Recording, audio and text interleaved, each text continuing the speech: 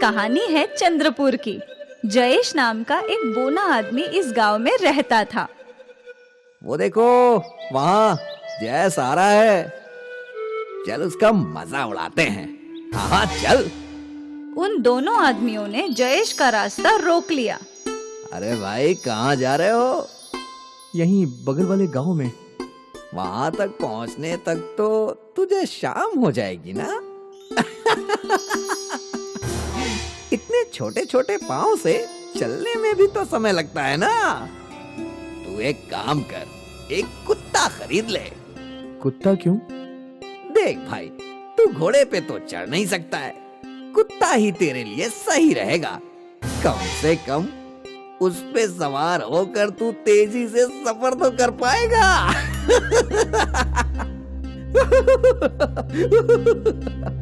इन लोगों की बातें सुनकर जयेश को बहुत बुरा लगा। वो उदास होकर चलने लगा। वो दोनों गांव वाले भी उस पर हंसे जा रहे थे। अक्सर गांव के लंबे लोग उसके बोने होने का मजाक उड़ाया करते थे। जयेश जब भी अपने लिए रिश्ता देखने जाता तो लोग उसका अपमान करते थे। हम क्या पागल हैं जो इस नाटे को अपनी बेटी दे दें? निकलो निकलो यहाँ से। जयेश की उम्र बढ़ती जा रही थी, पर उसे कोई लड़की ही नहीं देना चाहता था। फिर एक दिन जयेश पंडित जी के साथ शादी का रिश्ता देखने शारदा के घर आया। शारदा की माँ ने उन दोनों का स्वागत किया। वर के पास सब कुछ है, जमीन है, घर है और काम भी। बस समस्या ये है कि वर की ऊंचाई थोड़ी कम है। कोई बात नहीं, हमारी बेटी भी छोटी है। शारदा! अंदर से एक बोनी लड़की अपने हाथ में चाय का कप लेकर आई। जयेश ने शारदा को देखा और उसके चेहरे पे मुस्कान आई। ये दोनों तो एक दूसरे के लिए उत्तम है। जयेश बेटा, क्या तुम्हें ये रिश्ता मंजूर है? हाँ। वाह, ये तो बहुत खुशी की बात है।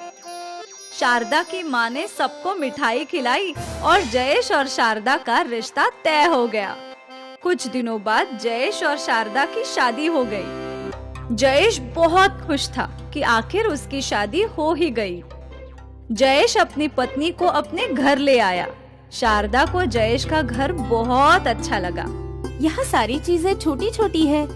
मेरे घर में तो मुझे काम करने के लिए स्टूल की जरूरत पड़ती थी, पर ये बहुत अच्छा है। अच्छी बात है, कम से कम कोई तो है जिसे मेरे बौने होने से ऐतराज नहीं है। मेरा भी बहुत मजाक उड़ा है। मेरी सहेलियाँ, गांव वाले, रिश्तेदार सब मजाक उड़ाते थे, इसीलिए मैंने घर से बाहर जाना ही छोड़ दिया था। लेकिन अच्छा है, आप मुझे मिल गए।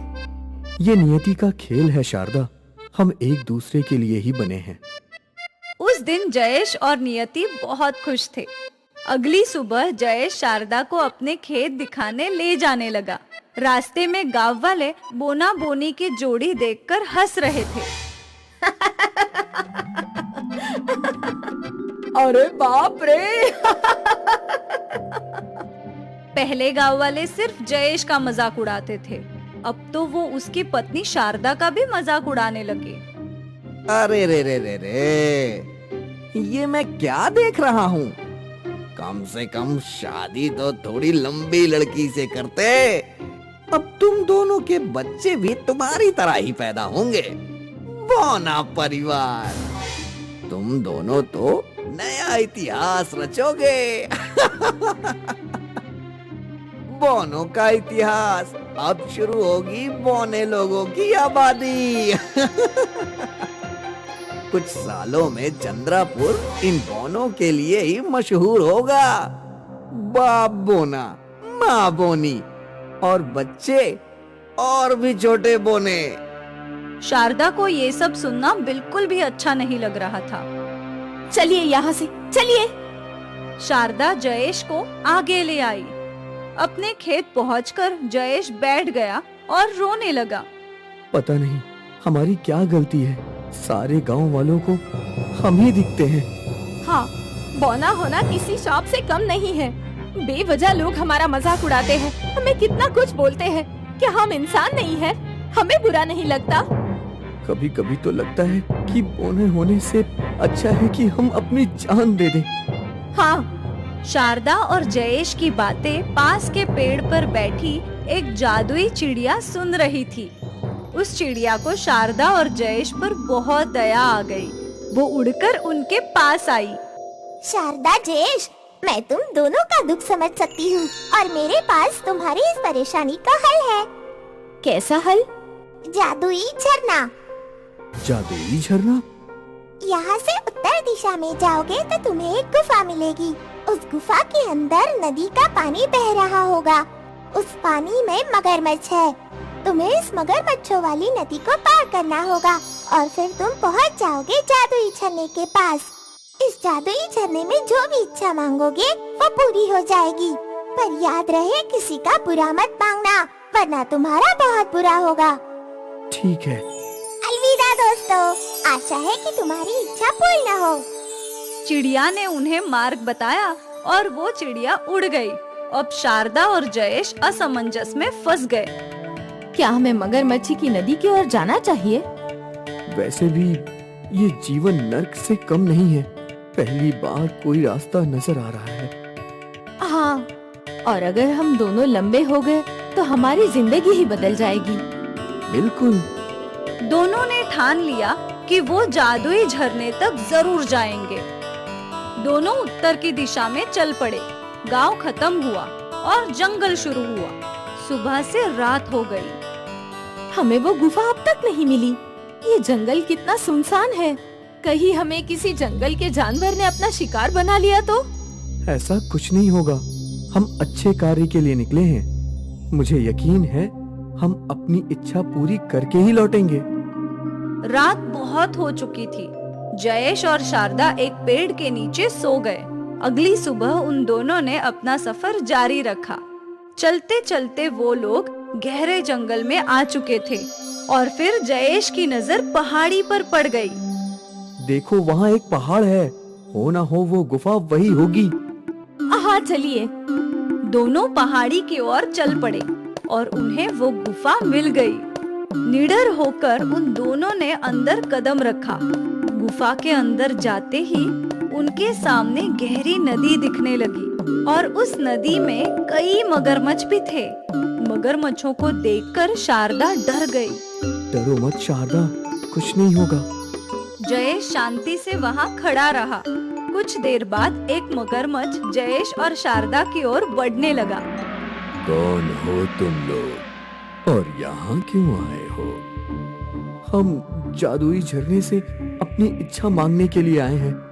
जादुई झरने तक तो पहुँचना इतना आसान नहीं है। पता है, लेकिन हम दोनों वहाँ पहुँच कर ही रहेंगे। क्या इच्छा है तुम्हारी? मुझे और मेरी पत्नी दोनों को लंबा होना है। जीवन में अब तक सबने हमारा मजाक बनाया। कोई भी हमें खुशी से जीने नहीं देता। अब या तो हम लंबे बनेंगे या अपने प्राण त्याग देंगे। कुछ देर बाद एक मगरमच्छ जयेश और शारदा की ओर बढ़ने लगा। मगरमच्छ जयेश की बातों को गौर से सुनने लगा। वो समझ गया कि जयेश को दुनिया ने बहुत सताया है। वो जयेश के पास आया। मेरी पीठ पर सवार हो जाओ। मैं तुम दोनों को जादुई झरने तक ले जाऊंगा। शुक्रिया तुम्हारा, बहुत बहुत शुक्रिया। जयेश और शारदा मगरमच्छ की पीठ पर चढ़ गए और फिर मगरमच्छ दोनों को गुफा के अंदर जादुई झरने तक ले गया। जादुई झरने की रोशनी से पूरी गुफा रोशन थी। अपनी इच्छा मांगो और इस पानी में हाथ डालो। हे जादुई झरने, मुझे और मेरी पत्नी को लंबा बना दे ताकि कभी कोई हमारा मजाक ना बना सके।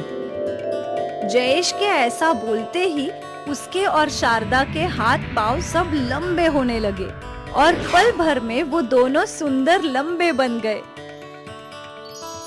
हे भगवान, धन्यवाद। धन्यवाद जादुई झरने, धन्यवाद मगरमच्छ भाई, तुमने हमारी बहुत सहायता की है। मगरमच्छ उन दोनों को वापस गुफा के द्वार तक ले आया। याद रहे, इस गुफा के बारे में या जादुई झरने के बारे में किसी को मत बताना। हाँ बिल्कुल। मगरमच्छ का शुक्रिया अदा करके वो दोनों वहाँ से निकल गए। अब जब दोनों गांव पहुँचे तो गांव वालों की आंखें फटी की फटी रह गई। ये कैसे हो सकता है? बौना जैस लंबा कैसे बन सकता है? क्या हुआ भाई, आज मेरा रास्ता नहीं रोकोगे क्या? आओ आओ। जयेश उन दोनों से भी ज्यादा लंबा हो चुका था। गांव वाले हैरान थे और जयेश और शारदा खुश थे। फिर किसी ने जयेश और शारदा का मजाक नहीं उड़ाया और उनका जीवन खुशहाल हो गया। जादुई झरने ने बोने दाम्पत्य को लंबा बनाकर उनकी सारी परेशानियां दूर कर दी।